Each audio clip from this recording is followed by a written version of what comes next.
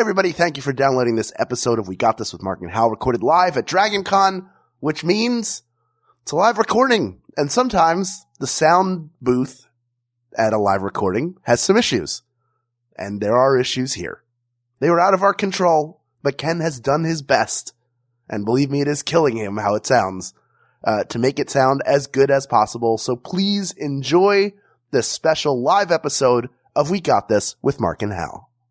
Hello, I'm Hal Lublin. And I'm Mark Gagliardi. Since the dawn of humanity, one issue has gone unsettled. With the fate of the world in the balance, we're here to settle, once and for all. Best musical instrument. That's right. Don't worry, everyone. We got this. Please do sing along. You asked if you know the words, sing along, have a good time. And then we will bring out our guest. How's that sound? Great. All right. If you will, Mr. Ken Plume. Podcast should have a theme song. Podcast should not have a theme song. Yes, they should. No, they shouldn't. They sound good. Yeah, but people are just going to skip past it. You know what? You're right. We got this.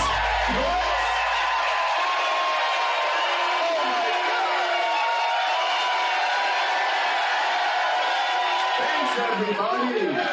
Wow. Hal, we are back at DragonCon, baby. DragonCon 2018. You know, as many times as we specifically instruct audiences to give us that reaction, it never fails to surprise me. I know. It really is amazing. Never does. So great to be back. A little piece of electronics has been slowly creeping toward me on the edge of the table. It looks like a weird sort of like electronic snake that's going to come in me. And then you'll be like the lady in Superman 3 and be partially person and partially that was the machine. one scene that always scared me. Yeah. Jesus. It was very frightening. I had no idea what was happening. Yeah. No, she just gets zapped. Do you guys remember that in Superman 3 when she gets zapped up into the wall and then covered in tinfoil? Basically. It was pretty amazing. We got scared by every elementary school haunted house. Yeah. Oh my God, but if I put my hands in here, are you sure it's not spaghetti? Are you sure these are just peeled grapes? Is the premise of that part of a haunted house that witches have always just washed their hair when you put your hands on their head? So it's just cold, wet spaghetti. Like Wait, were you told that it was witch's hair? Yeah. What did you hear? I was told it was like guts, because it's squishy and red and gross. You were told that Yeah. Pretty sure. your school is terrible at haunted houses.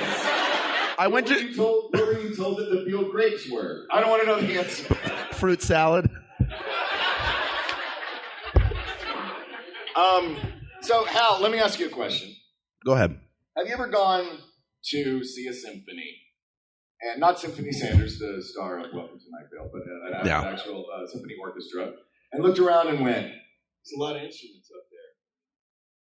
If I had to pick just one, I don't think I could do it without the help of Tom Kenny. That is what I think every time I see any musical performance. Well then, ladies and gentlemen, without further ado, Tom Kenny!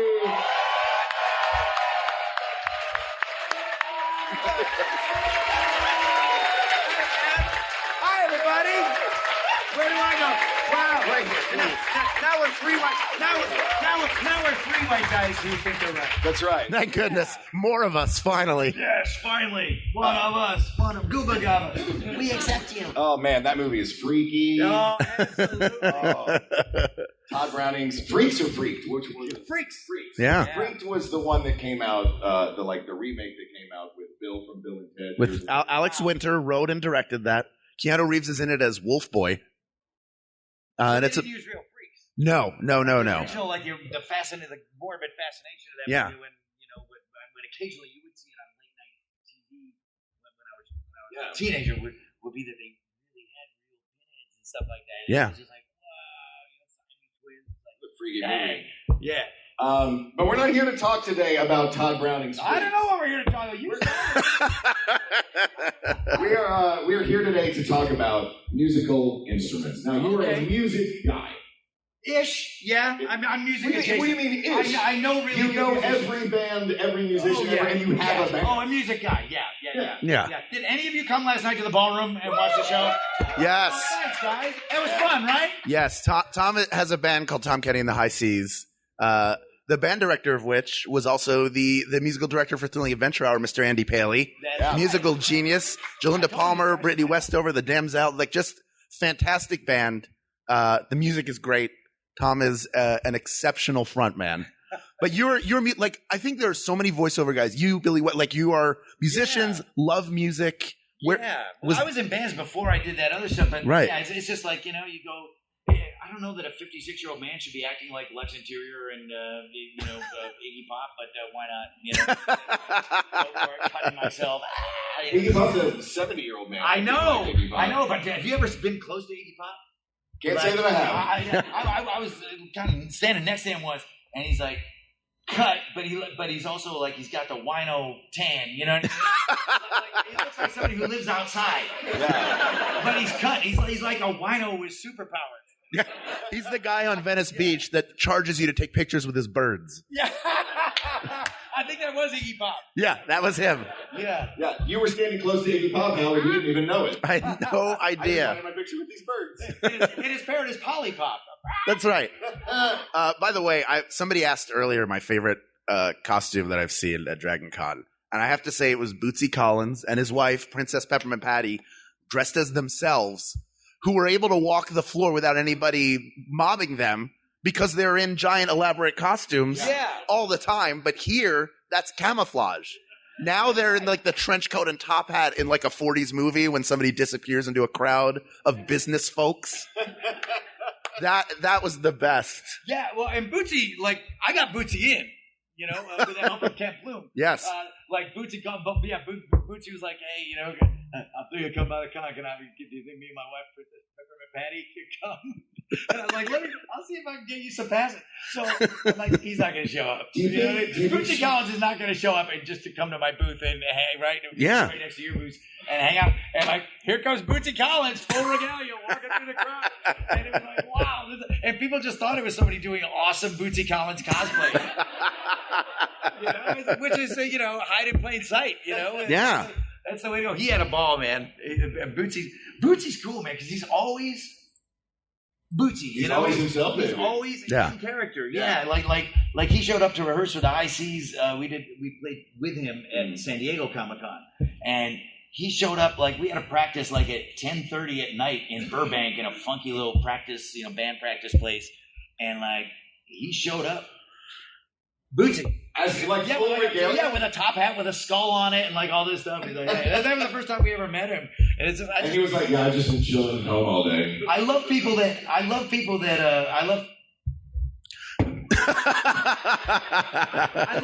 like create an identity for themselves and then just live it, Yeah. And that's kind of like what these cons are. Like people kind of dip their toe in that of like, I'm going to be this character for tonight or a couple of days or whatever it is. And then there's people that take it to that extreme, like the WWE Bootsy Collins extreme of just like, and then then it kind of subsumes you. Yeah. And I just love that, like that he's never not that, Yeah. He'll always be Bootsy Collins. He's always Bootsy Collins, Let me ask you this. When you said that he asked, he was like, can you get me and my wife, Princess Peppermint Patty, and Princess Peppermint is he required to always introduce her like that? She's like, you have to use my full name. Yeah. And you have to begin it with Princess. Yes. Every time you mention me. She introduced herself to me. She said, hi, I'm Bootsy's wife, Princess Peppermint Patty. And I said, hi, Triple P, what's up? And she goes, I said, oh, Peppermint Patty, so is that after the character in Peanuts, Charlie Brown? And she said, what? And I said, oh, there's a character in Charlie Brown, like that's his friend, Peppermint Patty. Really? She's never heard of Charlie Brown's friend, Peppermint Patty? Come on. Well, I think it would have come up at this point. Maybe the candy. I'm thinking maybe the foil wrapped delicious treat. But even if she was named after the candy, at some point someone before you this weekend would have said, I know. Like Peanuts. Exactly. It's not like I'm blowing the lid off like a big story, you know what I mean? I gotta let the world know. She's at home having a really hard time right now, trying to figure out it existed before. Yeah, they're beautiful. Another. Bootsy Collins, a famous bass player. Yes.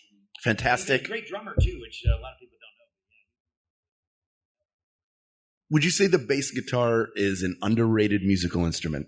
Underrated? Because I think people think of it as something that sort of establishes like sort of a driving, like a beat, almost a rhythm in the background. But I think the great bass players play it so well that it can be a featured instrument.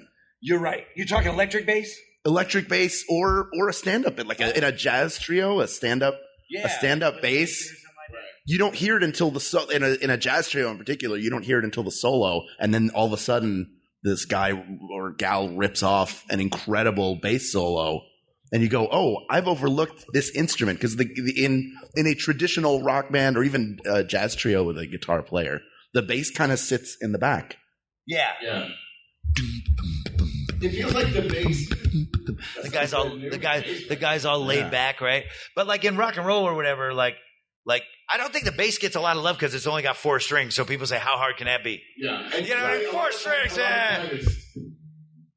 Yeah.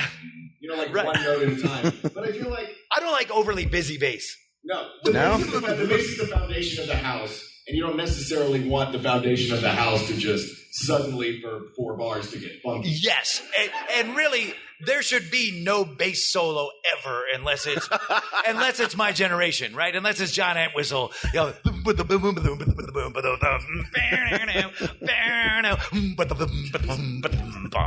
talking about my generation. Huh? Everybody gets one in My Generation. Like, yeah. Drum fill and then your solo. That record is still so powerful, man. Like I was listening to that the other day, and I'm like, that record still makes me feel like when I heard it when I was 14. Like, you know what I mean? Like there's certain records that just you get in touch with your inner teenager. Like that record has so much anarchy and energy in it, like Keith Moon. Like it shouldn't, like it's kind of a mess, you know, but it's also cool, you know, like there's something about it. And the bass is a huge part of that. But generally, the bass it should be seen, not heard. You know what I mean? You're right. It should be unobtrusive. So is that something that would eliminate it? I mean, we have to at a certain point we have to start cutting large swaths of instruments away to get to the finalists. But the bass guitar, to me, that was the instrument I wanted to play when I was a kid. And my parents. No. Oh yeah. 4 strings. 4 strings. Well, the funny thing is I used to stand in front of the mirror and pretend to play keyboard, but only for the purpose of pointing to an audience. Like, what would not that I was playing anything, but like, yeah, you do notice me here with my 3/4 length Ghostbusters t-shirt and a flannel over it because I thought that was cool. You were wearing that at the booth yesterday. Yeah, that's just I have the same 3 shirts. Yeah, it's in my contract. You have extra t-shirts now. You have the 3 regular t-shirts and then 9 Philadelphia Eagles t-shirts. That's right. Yeah, that expanded the collection. Guy in the back. Thank you. There you go. So let's talk. Let's figure out how we're going to do this because we're saying best musical instrument. You're a rock and roll guy. We love rock and roll music, but there's also a million. You know, the woodwinds, the brass. There's all of. Oh my God! Yeah, there's a whole lot of instruments. How much time we got? We have until Monday. But let's stick with for right now. Let's stick with like things you would see on the stage. Okay. You've got your bass, you've got your drums. Let's start with the foundational ones. How's that? Okay. Sure. So we're bass and drums. Bass and drums, the rhythm section. Yeah, we'll go with that. Well, you know, it's funny. Like you stand-up bass, right? Yeah. Like if it's like a rockabilly record or something like that, like you know, whatever, Bill Haley and the Comets or the Stray Cats or whatever, Johnny Cash, right? It's all like you know, it's all, the stand-up bass. That kind of is like right out there. Yeah. You know what I mean? And those are cool. The sound of it is the sound of it. And when you see like those old 50s guys, like you see photos of those guys in the field, like stand-up bass is one of the only instruments you can ride on. Yeah. You know what I mean? You know, there's guys have the and they're riding it on there, and you can spin it. And, you know, those guys that can spin a full-size stand-up bass, that is impressive. It is. I think I'm tall enough to reach the top of it and do spin it. Oh man! And I know guys that play stand-up bass, like you know, rockabilly guys and country guys, and like when you shake their hand, like when they're the tips of their fingers like rub against your hand, it's like ow, you know what I mean? It's like they got thimbles on their fingers, but it's skin. They got like skin thimbles. It's all pointy and dotted. They're like, hey Tom, he's like, Skin Thimbles was one of the best bass players ever come out of the South. Yeah. His brother Foreskin Thimbles. Yeah. You don't know what to replace with. Plays with himself.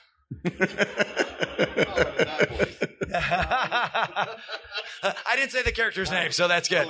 I'm still safe from Viacom lawyers. They just start rappelling down the building like Blues Brothers. Hup, hup, hup, hup, hup. Let's talk about the drums. Yes. Like the drums kind of have a same problem that the piano has in a rock and roll show, like in a big concert situation, in that they don't get to run around the stage. Like, no, there's something fun about seeing the band. Like, I went last night and saw a couple of bands at the Lakewood Amphitheater. One of which was Leonard Skinner, and what was the other one? I went and saw Hank Williams Jr. It was the weirdest concert. It was jarring, you guys. He was ready for some football. Yeah. There's no world further from Dragon Con than going to a Bo Siemens show. But anyway, one of the things, like, I was watching them, and they have Leonard Skinner has a really, it's all young guys now that are in the band because there's only one original left. But yeah, it's like Blue Man Group. There's a whole bunch of Leonard Skinner. It's like playing around, you know. The original guys just wait for the money truck to pull up, or they're dead. Right. Yeah. It's like they're either waiting for the money truck or they're in Southern Rock Heaven. Southern Rock Heaven. Yeah. Exactly. Also, the new Skinner song that I'm going to get made. Only white people in this heaven. All right. Yeah. A lot like Blue Man Group, they only play Freebird on PVC pipes now. They just go. There's something magical about going to a concert and in the crowd just yelling unironically and actually meaning it. Freebird! Wow! Hey, Freebird! I can actually use this sentence. That's great. But the thing about the drums and the keys is they don't, like, those guys looked like they were having fun in their little station, but it seemed like they were constantly looking off toward downstage where they were like, looks like those guys are having a lot of fun down there. Really wish I wasn't stuck behind this piano right now. You just have to do like the Tommy Lee thing where they would bring him in and the drum set would be upside down and he'd fly out over the audience. Wow. And then he'd give the drums herpes or something, whatever is going on with him. Who knows? But yeah, you can't like pick up the entire drum set and go out into the audience. How you feeling tonight? I love that he made the most the least the instrument that's hardest to transport. Yeah. He made it travel. He turned it into like a NASA astronaut training vehicle to just spin him around. Anything from Space Camp. Yeah. Like MODOK's chair, he's just MODOK should play drums. That'd be cool. That would be fantastic. So the drums what do the drums bring to a rock and roll show? Well, drums, the kind of music we play, soul music, it's really important because there's all those like breakdowns where the whole band stops and you're playing something and the band goes that. And that's when the cheesy frontman, aka me, talks to the audience. Right. So you need that back there. How y'all feeling tonight? Yeah, you know what I mean? Yeah. And so that's important. The drummer's very important. But you're right. You're very you're kind of sequestered. It's like being grounded. It's like everybody else is running around and playing in the reindeer games and you can't, And I feel like, it's like the only reason that you can dance right now is because I'm providing a beat for you to dance to that I am not allowed to dance to as well. Yeah. Because I'm the one sitting back here providing said beats. Yeah. And guys who play drums all the time are like cut, like Clem Burke is my neighbor. That guy's like in his 60s from Blondie, the drummer from Blondie. And like, I'll see him like walk by my house, and it's just like his arms are like it's the equivalent of the stand-up bass player's fingers, except it's his whole arms are like that, He's got arm thimbles. Yes, exactly. Arm thimbles, baby. Yeah. You can have plenty of music without drums. There aren't a lot of drums-only music, certainly not in rock. There's no album of like John Bonham by himself.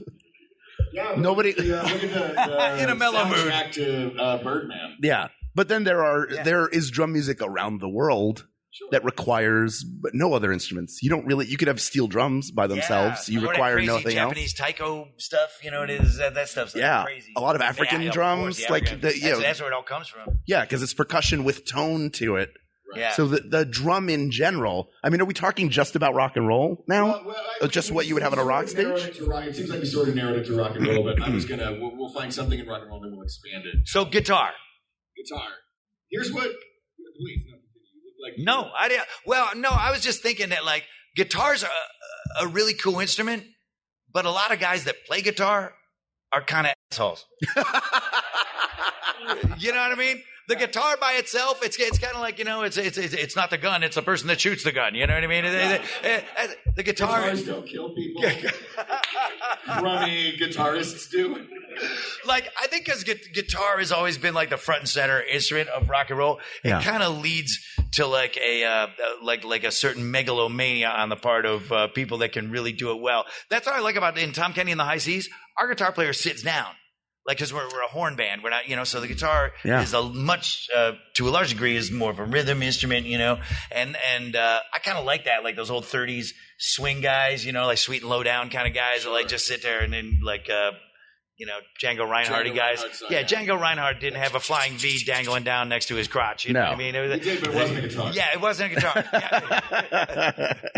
Flying V. I love that, like Django Reinhardt and Chet Atkins, the way they would make that instrument talks in a way that no other instrument does. That ability to bend a note. I mean, if you play a regular piano, you can sustain, you can give it something, but unless you have an electronic keyboard, you can't bend pitch the way you can in a guitar just by bending the string. So in that way, before Peter Frampton put his voice through a guitar in the 70s with the talk box. Well, I mean, which nobody was asking for. Nobody wanted that. Not like people were clamoring for that. Yeah. Please. But that's the example of the guitar player. It's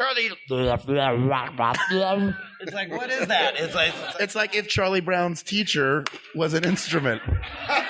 Just for one day. Right. They got to sing. Her album, Good Grief, is awesome. Ms. Othmar, right? That was the teacher in Peanuts. That's right. Yeah, that's right. Yeah, it's like a weird mix between Charlie Brown's teacher and, Stephen Hawking.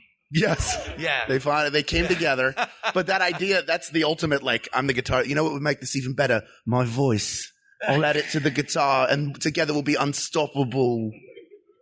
That's not what Peter Frampton sounds like at all. I'm sure of it. Nobody knows. He sounds like a guitar. That's just like Peter Frampton sounds guitarish. Yeah, guys, I do a great Peter Frampton. He puts out the guitar and he still talks like that. He didn't even need all the stuff. Goes to Starbucks. I'll take a venti latte, please. Chai. Chai as a word lends itself well towards the Yeah. What is it?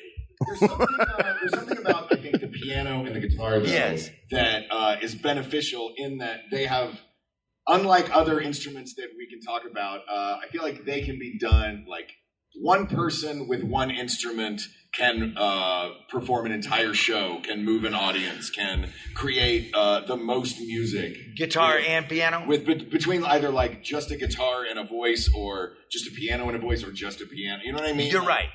They don't require as many other instruments around. And guitar's portable, which is cool. So you can kind of move people. You can just show up and go, and if you're good, you don't want to be the guy at the party like, hey, I brought my guitar. Want to do some Beatles songs? It's like, hey, Jude, don't make it. It's true. Every time I see a keyboard player come into a gig, even like Jonathan Dinerstein, when he come into he'd be carrying a giant keyboard. That's the portable version of a piano. And he would look labored. Like, it's never light. It's never easy to take unless you have like the little mini Casio. With her violin and was like, "Hey guys." Yeah. Let's since we've sort of let's veer a little. We're narrowed down from rock and roll. And like the big band shows. Let's talk. I mentioned the violin. Let's talk about some of the great other like classical, orchestral. We've got. You want to go by sections? There's going to be. Sure. How about this? Since we're going to need to pull them all. I love watching you try to figure this out on the fly. Yeah, I know. I'm like, wow, he didn't think about this at all. Yeah. Well, you picked like the largest, most nebulous, like the best star in the universe. And then 20 minutes in, it's like, all right, let's figure out how we're going to do this.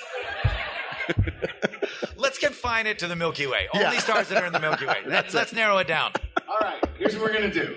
We're going to look at the orchestra. We're going to pull one instrument from each of the sections of the orchestra. Okay. We're going to have a battle royale Yeah. And then whatever's going to come out of round orchestra is going to go against round battle rock and roll. How's that? All right. Love it. And rock and roll's the guitar over the piano, because the piano could be the classical instrument as well. We guess we didn't finish up on the rock. I mean, it's... You know what, guys? This is welcome to a show that just brainstorms as it happens.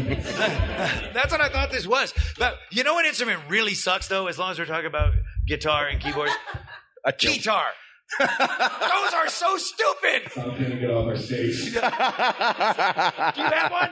No, I love guitars. No, you do not. I hate guitars. I went to go see... You wear them around your neck, and they're like, no. Man, you're going to the wrong guitar. Dude, the wrong guitar. to the Oyster House in the Valley. It's closed, didn't it? Closed? It went out of business, yeah. Because of the guitar that they had in there. People wouldn't show up. Yeah, people burned it to the ground.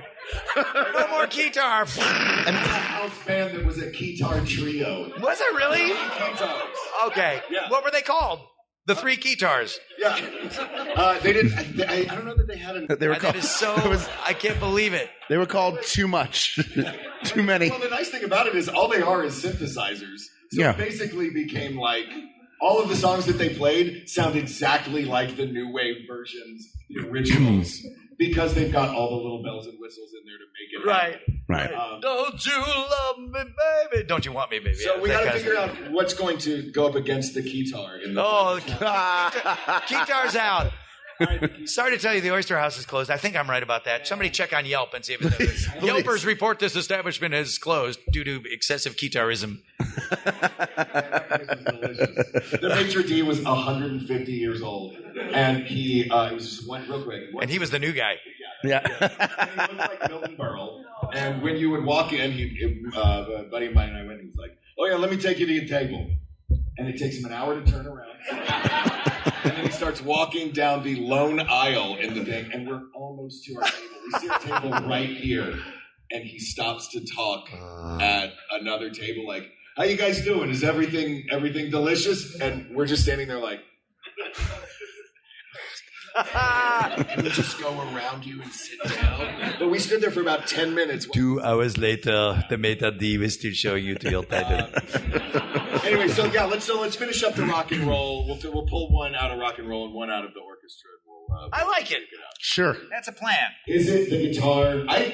Rock and roll piano is one of my all-time favorites. It's the greatest. Sure. Yeah, New Orleans and all New that Orleans stuff. and New Jersey. Professor Longhair. Yeah. Yeah. Jersey, yeah. Right? Jersey, the news, all the news. Yeah. Long Island. Yeah. Sure. Billy That's Joel. New Island.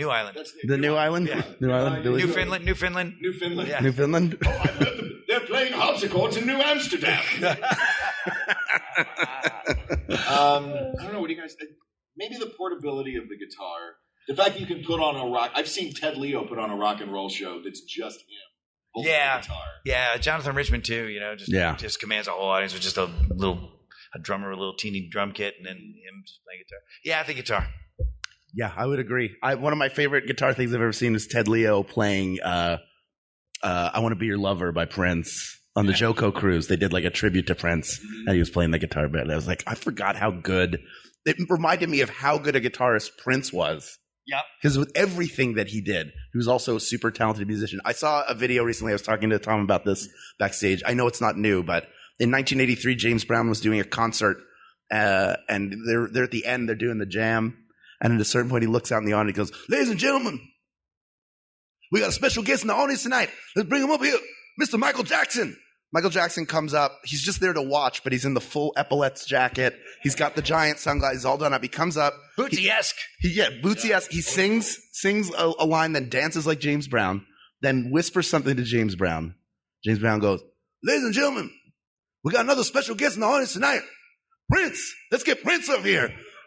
Prince comes Trio on a stage, right? from the back of the audience, comes up. They give him a guitar, and he starts playing and jamming with the band, takes his shirt and jacket off, continues to play. Did he take them both off on purpose, or when he took his jacket off, the shirt came? He was like, "All right." Prince never did anything by mistake. Yeah. He tries to get the audience to clap with him. He did one thing by mistake. Yeah. I'm not gonna. That's right. He tries to get the audience to clap along with him. They don't. He gives the guitar back, knocks a lamp over, and just walks off the stage. Because they wouldn't clap. Yeah. I love it. Prince wants what he wants, and if he wants his crowd to clap, his crowd better clap. All of this to say the guitar is the best musical instrument in the rock band. But you know what? The piano has another shot because the piano is still an orchestral instrument. Were Prince and Michael Jackson like hanging out together that night? What do you want to do? I don't know. What do you want to do? I don't know. What do you want to do? That's what I want to know. I want to see the three of them at House of Pies. Yeah, exactly. And Los Feliz afterwards. The three of them do a guitar set. Yeah. So it's guitar versus piano. We determined for rock and roll it's the guitar. Yeah, coming out and now we're coming out on. Now we're going to look at the symphony orchestra, which will also include marching band instruments because we have brass and we have all the marching band instruments plus the strings. So I'm going to go knee-jerk reactions, fellas. Yes. I want lightning fast. When I'm going to give you the category, you tell me the best musical instrument. Is mayonnaise an instrument?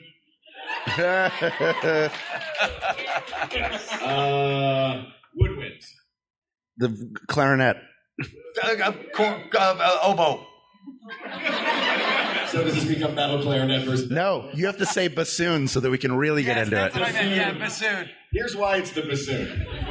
Because it's the one with the little tail.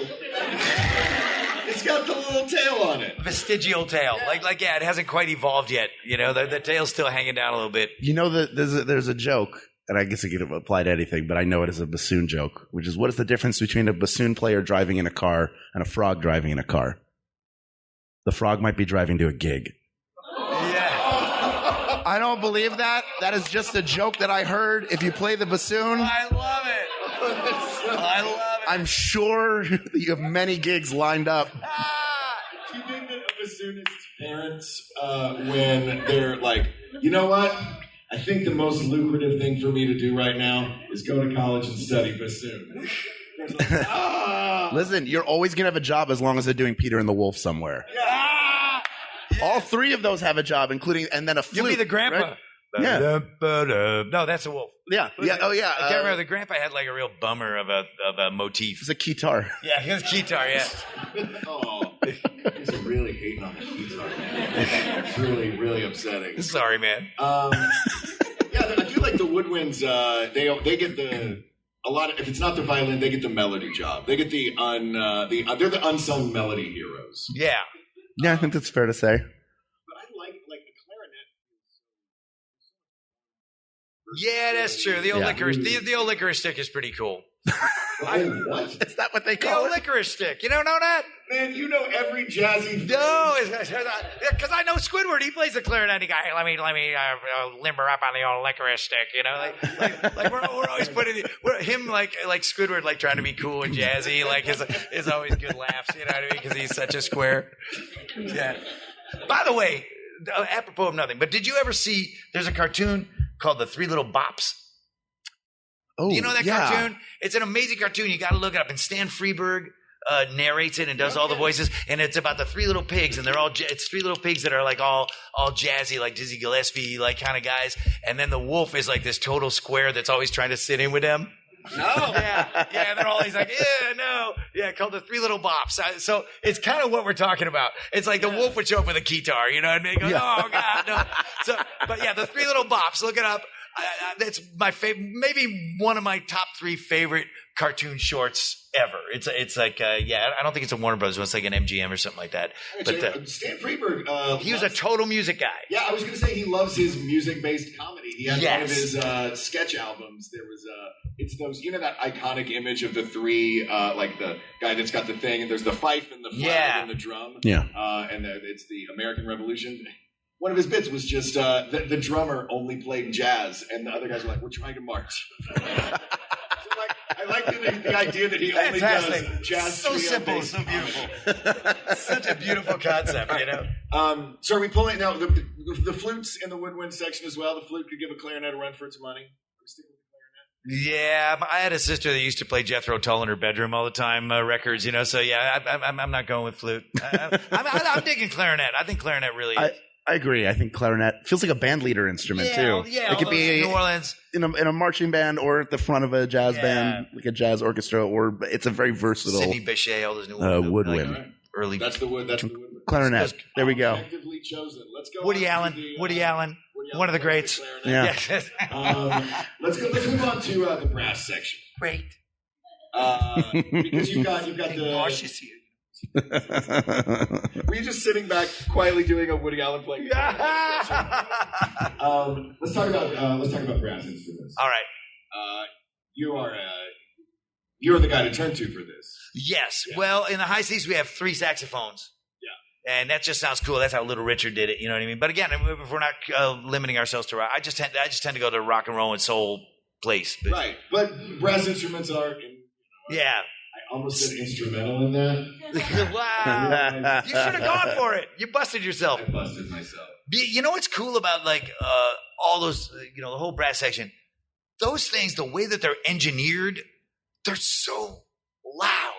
Yeah. That's so cool. Like the way that they're engineered, like you don't need to mic them practically. You know what I mean? Like you can hear somebody like, that's so cool to me. That it's like, who figured that out? Like, yeah. Who was the guy that figured that out? What are you looking up?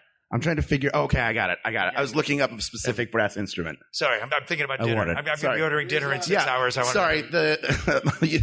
ordering a sandwich. There's a busker outside talking about it being loud. You can hear from blocks away. Have you guys seen the trombonist on the corner? Yes. At Dragon Con, for the listening audience, there is a trombonist on the corner, like right outside where all of this is happening. And it's great to hear the trombone versions of classic songs that you would like to hear while at a Dragon Con. Because it's got the slide. Yeah. So you're hearing like it's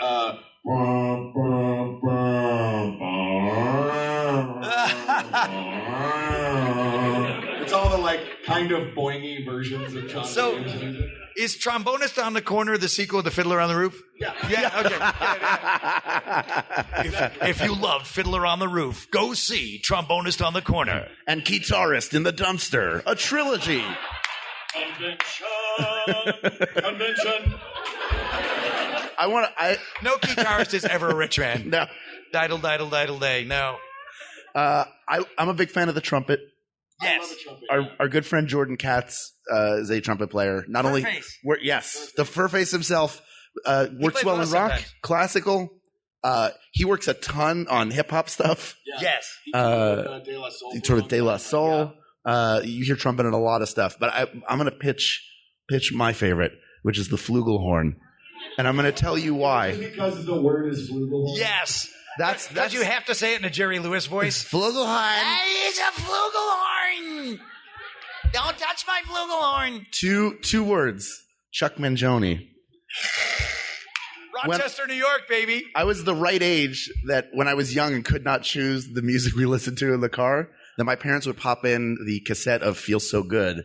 And oh my God, that whole album. It's got the theme from Baker Street on it. It's like the flugelhorn's the really high pitched one, or it kind of looks like a French horn, but yeah, it's got like a bigger one. He's hugging it on the cover. It feels so good. He loves it. Like that's his pose, his signature pose. Yeah, he loves it. He's got the hat on and he's just hugging that flugelhorn. Like somebody must have stolen it from him at some point. And he just wants to hold it so tight. Can we get a picture of you? Can we get a picture of just you? No. You'll have to pry this flugelhorn from my cold, dead hands. But I love it. It's a very expressive instrument, and that is a great album. I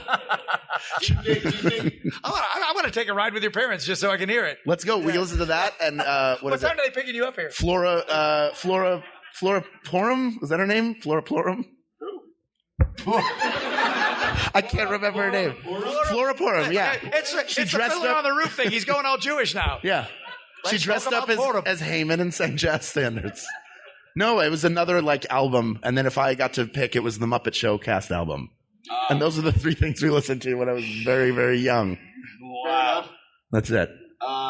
Do you think, though, that the flugelhorn, for all of your personal affinity and the funness of saying it, do you think it's a definitive winner in this category? Because there's some heavy hitters in brass. No. The trumpet's going to be hard to beat. Yeah. Yeah, cornet, especially like all, as long as we're, talking about American jazz and stuff like that, right? Like cornet, Louis Armstrong, the best that there's ever been. Like probably the most amazing, to me, one of the most amazing entertainers, musicians to ever walk the earth, like in every way. Like, I mean, just better than anybody. And the more you read about him and the more you learn about him, he was like an alien, you know what I mean? It was like just kind of got put on Earth, you know, and he's amazing. I'm reading this book right now called Louis Armstrong, Master of Modernism, and he's like incredible, like, you know, and just didn't care what anybody thought. You know, his mom was a prostitute. His dad left when he was young, but occasionally he'd see his dad leading parades through New Orleans, you know, and he'd go, "Well, I want to do that."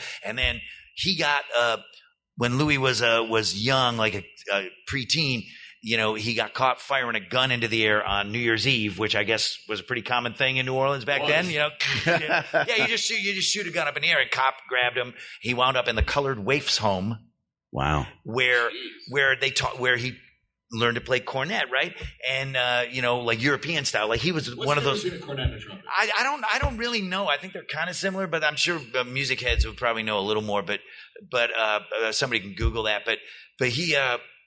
You know, he learned to play like European style because he was in the home, you know, and so he was one of the only guys that could read music and chart stuff. You know, the other guys were very much by feel. Right. So that kind of gave him like a leg up, you know. And then he also had the Jewish thing going because he had this Jewish family that he would hang out with that would take him in and above a tailor shop. And last time I was in New Orleans, I found the address and I went to the tailor shop that he lived on the second floor of. And it was all like graffiti all over the building and all this stuff, you know, but it was like so cool to think that like little Louis is like going up and hanging out with this Jewish family and he's hearing that stuff too. Yes, exactly. That's why, I mean, Louis Armstrong is like the most American ever, you know? Yeah. And the most African American ever, you know what I mean? Because he's like, I don't know. Sorry, I didn't mean to go off, but no, there was some geeky. 1 hour conversation with you about music and you talking about Louis Armstrong. That's not going on. Sorry, okay, good. But I geek out about Louis Armstrong the way people here are about Doctor Who. You know what I mean? Yeah. Like that's like, you know, I won't binge watch Doctor Who, but I'll binge listen to Louis Armstrong. Sure. It's like Louis Armstrong's trumpet, and it's way bigger on the Yes. And Louis Armstrong's mentor, this guy Buddy Bolden, who was never recorded, you know, but he was legendary. And they say that even like before city noise and before like big buildings and stuff like that, like they say that like he could be playing his trumpet and you can hear it like all across town, like you know, no amplification, obviously. Yeah. So I gotta go playing the Star Wars theme. Yeah. Max keyboard. but I think. Yeah, I got to say cornet / trumpet. Can we call them the same thing? Let's call them the same thing. Let's mash those. Okay. They're very much the same. Cool. We're hearing from Google. Google, that's what Google said. Actually, my favorite instrument is the Google horn. You can look up stuff on it. You know where you're so playing. good. Yeah. If you can pry it out of Chuck Mangioni's hands. Well, you know, he didn't want to lose it. He was a cheapskate. It's a frugal. Right. It's a frugal horn. Hey, okay.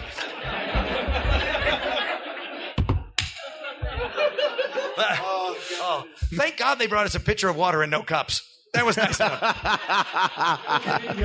been staring at that for a half hour. It was all cups and no water. I'm watching the water pool in the little tray. Water would be nice. I'm ready to drink out of that tray like a dog. Yeah. Wow. Wait, it's all wet. How am I going to give you my business card? Mr. Kenny would request the pleasure of you calling on him. Wow. All right. What the hell are we doing? What other sections do we know? Let's go to strings. We have C sections. C-section. No, in an orchestra. Baby comes right out. In an orchestra. Oh, okay. C-section in an orchestra, there's a problem. Okay. Thanks. My God. Oh, my God. Cups. Thank you. Thank you. Wow. Wow. Oh, this is wonderful. The science officer just brought us cups. Appreciate it. So let's talk strings. Let's talk strings. I feel like here's going to be the battle with strings. It's going to be violin versus cello. Fair to say? Yes. There's always room for cello. So let's talk violin and cello. Or is there another stringed instrument that you think might do it? There's only one. Is the viola? The bass and the viola are the only two left. Right? Yeah.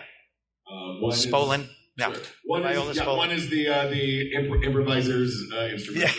What about the harp? Piano is also technically a string instrument, right? Yes. It's like percussion because it's hammered. It's a harp you smack with hammers. Right. Turn the harp over, smack it with hammers. It's like a dulcimer, but lots of hammers. I went to a place. There's a place in I think it's on. Is it Oneonta? It's somewhere up in New York. It's called New York? Yeah, it's called Outside the Yellow. Cooperstown. Yes, it's called the Yellow Deli. The Yellow Deli. Has anybody ever heard of this? Oh, great. The Yellow Deli is run by a cult. Wow. That they consider themselves to be like the 13th, the lost tribe of Israel. Wow. So the men The have Yellow Deli, beards. the rare Yellow Deli sapsuckers. Yeah. You walk in and it's Usually when you say this deli's run by a cult, it's like, I get it, they were mean to you once. You're like, no. Cult, y'all. You walk in. Oh, worship the corned beef. Worship it. It's like in this nice downtown area. It's on the corner. You go in. It's like a natural wood, as if it was built in 1971. And every time that they fix it, they just continue to make it look like it's 1971. They use a dumbwaiter to get the food up and down. They have tons. Can I take your order? Tons of literature about after they take your order, somebody will come and be like, "Hey, can I talk to you about what I forget what their name, like the Children of Moses?" And then you go no, and they go away. They sell a lot of yerba mate to take with you, and their food is some of the best food I've ever had at any deli. That's how they get you. That is the best. Look, if you want to start Come for the cult, stay for the proselytizing. Go to the Cordon Bleu first, then start your cult. Yeah. And I guarantee you, at least one person after having your sourdough bread will be like, maybe I should hear them out. Wow. I hope they don't have Kool-Aid on the menu. That would be good. It's what's in the corned beef. So they have a harp there? How did this get from? A lot of hammer. Wood. We were talking wood. Like, all the music is hammered dulcimer music. no way. You hear him play the whole time. Yeah. I grew up just outside Dollywood, so I know what a hammer dulcimer is. It's just a little box with strings, and it's a little harp that you you play with these two little bit hammers. Wow. Yeah. You grew up. Wait, don't bury the lead. You grew up next to Dollywood, like Dolly Parton's amusement park? Yes. Here's the thing. I grew up in Knoxville, Tennessee. Okay. Shout out to the Tennessee Volleyball. Knoxville boy.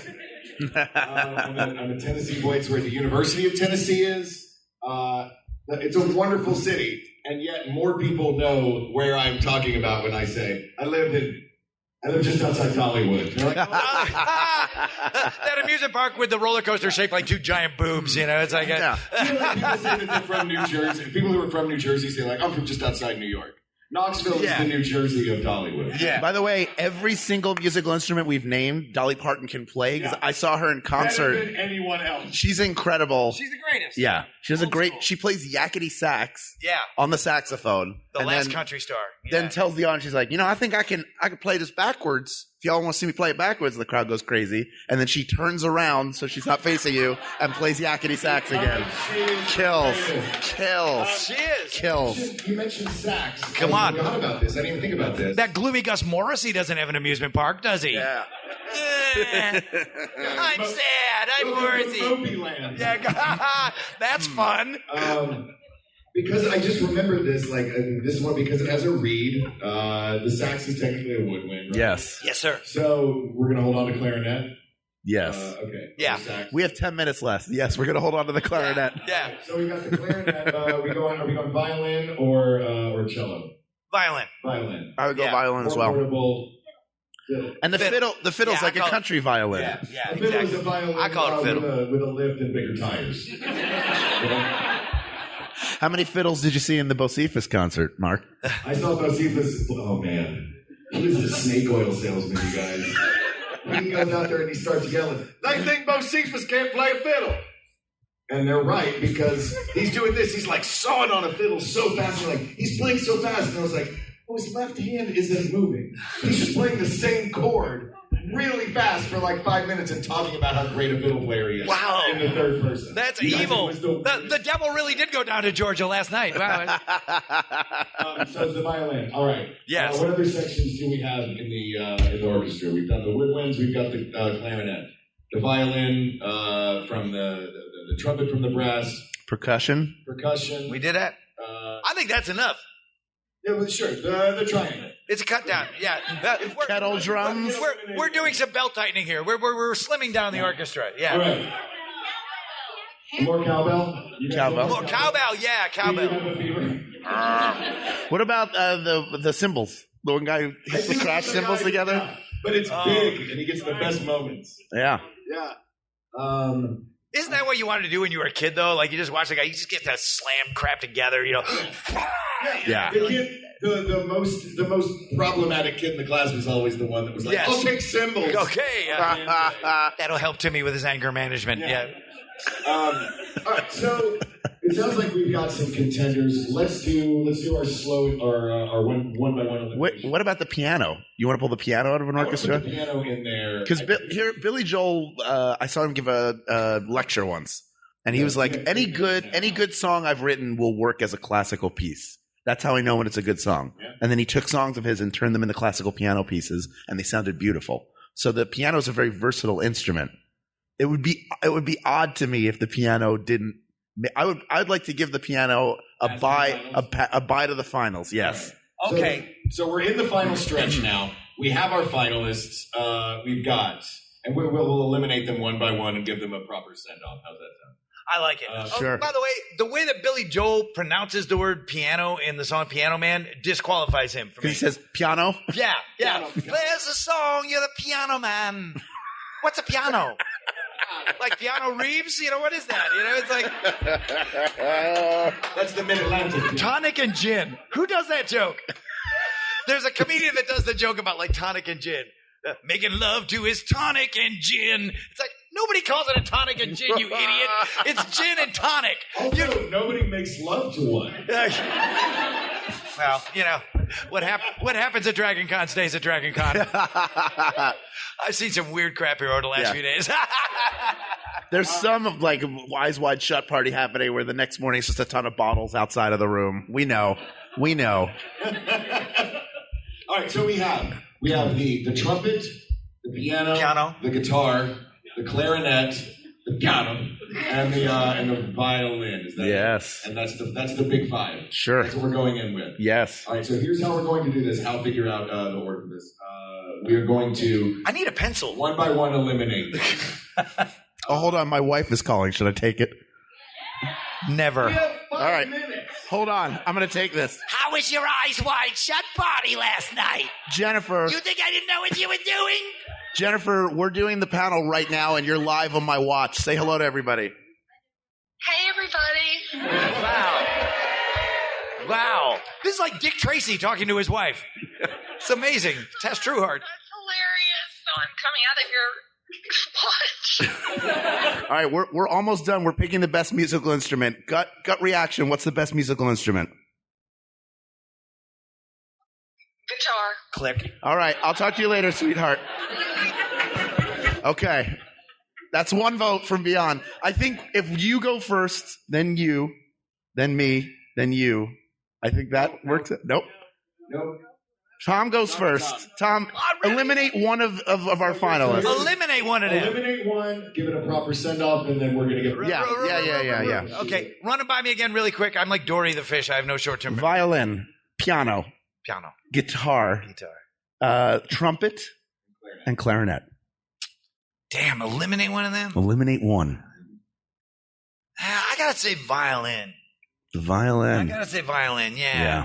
Because I don't know if anybody has a kid that ever tried to take violin.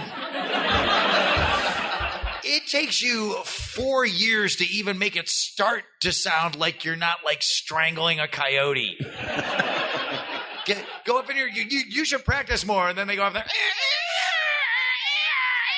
You're like, okay, you know what? You don't need to practice. You're awesome. Hey, participation medal. There you go. You know, it's like, let's sign you up for soccer. Yeah, something where you don't use your hands at all. Yeah, no, not with me as their dad, unfortunately. At least my son did. My daughter actually has coordination. My wife is coordinated, but yeah, my kid. Yeah, me and Pam Siegel, from Better Things, mm-hmm. like her daughter was in soccer like the same time as my son. They played together, and we used to sit in the park, and like all the other parents would be cheering on their kids, go Jody, go, come on, kick it, and me and Pam would be like trying to figure out which one of our kids sucked the worst at sports. You know, we're going, why are we putting our kids? Like, I would have hated this as a kid. Why are we making our kids do this? But yeah, my kid was worse than Pam's, I got to say. Mark? I thought it goes to you. And then... I'll go after you. Oh, okay. Sure. So with the 4 that we have left, we have the clarinet, the trumpet, the guitar, and the piano. Yeah. I'm as much as I love it, I think it's a beautiful sound. I'm going to eliminate the clarinet.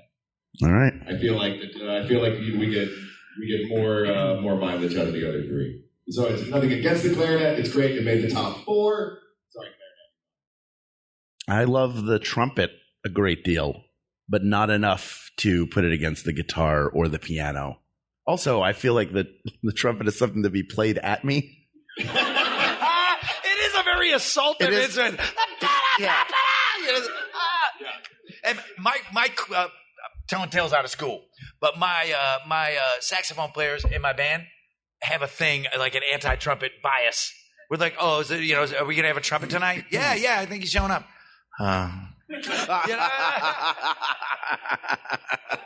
They're kind of it's like no, it's just that we had this arrangement for the saxophones, and then it was good. It's okay. Yeah, it's okay. We'll make it work. All right, that means we've eliminated bull round robin style. That means it comes down to you, our guest Tom Kenny, with what I believe we kind of knew going in. We're going to be 2 big contenders for this. And it is up to you, finally. We will stand by. Your decision becomes our decision. Is it the piano or is it the guitar? That is the greatest. Wow, man. Django Reinhardt versus Jerry Lee Lewis. I'm going to have to say piano's going home. Wow. Yep. I only had 1 rose. I had 1 rose, and I had to, I'm giving it to the guitar. All right. What edged the guitar over for you? I think the portability of it and the iconography of it, like there's when you see a guy with a guitar, you see Elvis, even though he can't really play it, he means business. And like Jerry, there's people that can play the hell out of a piano, but it's just too gigantic. You know what I mean? Sorry, Amadeus. Yeah. I love all these apologies. Yeah, I'm a Catholic guilt guy. I'm sorry. I'm probably. Am I in your way? I'm sorry. I'm sure I'm somehow making this suck in some way, and I apologize for it. Okay. You might think of a way I'm making it suck later, and I'm apologizing in advance for that. So it sounds like we have our winner, Al Lublin, if you will. People of the world, we took you on a musical journey of the entire universe, of all the instruments that exist. Do not tweet me with the ones that you thought we forgot. We mentioned it. Probably you should listen again. The reason why it's the guitar is portable is that you can learn to play enough on it.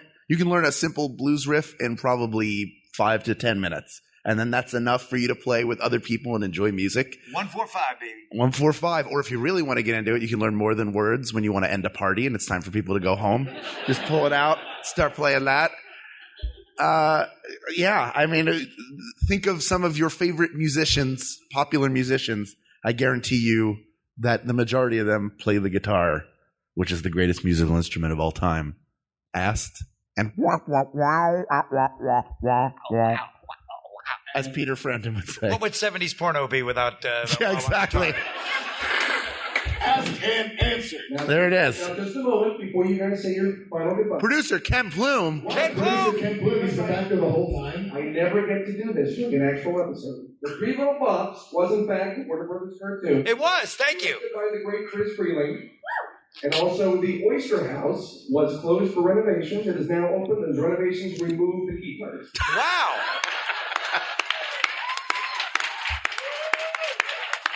Wow. Never going back. Yeah. Thank you. Well, thanks for the public shaming, Ken. I always appreciate that. Thank you for being here. Thank you for having me. Oh, my God. That was so fun. Thank you. Wow. Thanks. Where do you want people to look for you? Where do you want people to find you? Here at the con? Well, Tom Kenny and the High Seas, HI-SEAS, are on Instagram and Facebook. So just look us up and follow us, and we're always posting weird crap. And then in terms of Dragon Con, I'm down in the Walk of Fame, and then I think I got a panel at 4:00 with Mr. Andy Paley somewhere in the wonderful. Hilton, maybe, where we'll be talking about SpongeBob music, and writing songs for cartoon characters and stuff, which we do. So that's it. Awesome. That's it. Well, Yeah. Thank you. This topic is closed, but there are many more topics to discuss, so please reach out to us on Twitter at We Got This Tweets, or check out the Maximum Fun subreddit, or... A quick thank you to Brian, who submitted this topic via email. We do get to those email submissions. I'm checking them now, I swear. That email is wegotThisPodcast@gmail.com, or you can go to our Facebook page, facebook.com/groups/wegotThisPodcast.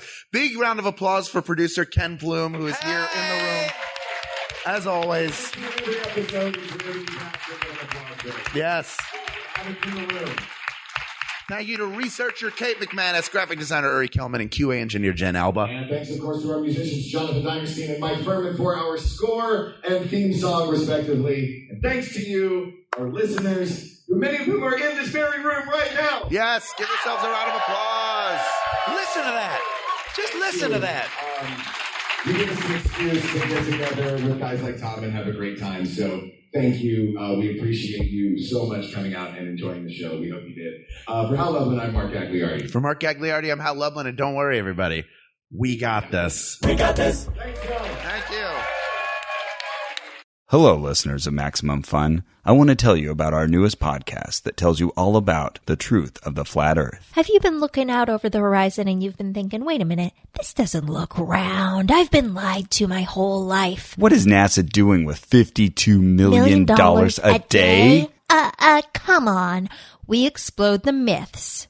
Just kidding. We're Ono, Ross, and Carrie, and we investigate extraordinary claims. That's right. We investigate extraordinary claims firsthand. We go undercover in fringe groups. We get alternative medicine treatments. And we hang out with people who have unusual beliefs, like flat earthers, 9/11 truthers. We do ghost investigations. We've joined Scientology, and we got baptized in the Mormon Church. If it goes bump in the night, then so do we.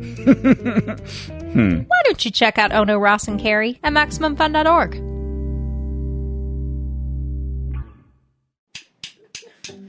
Hi, everybody. I'm Justin McElroy. And I'm Dr. Sydney McElroy. Every week, we release a medical history podcast called Sawbones. We go over the history of the dumbest, grossest, weirdest stuff humans have been doing to each other since the dawn of mankind. But it's a funny show. But it's also so disgusting and stomach-turning, you won't believe it. But it's also like, funny. It's funny. It is the wildest, grossest, nastiest stuff you can imagine. It's a real hoot. It's called Sawbones, and we release it every week on iTunes, wherever podcasts are sold, and right here on MaximumFun.org. MaximumFun.org. Comedy and culture. Artist-owned. Listener supported.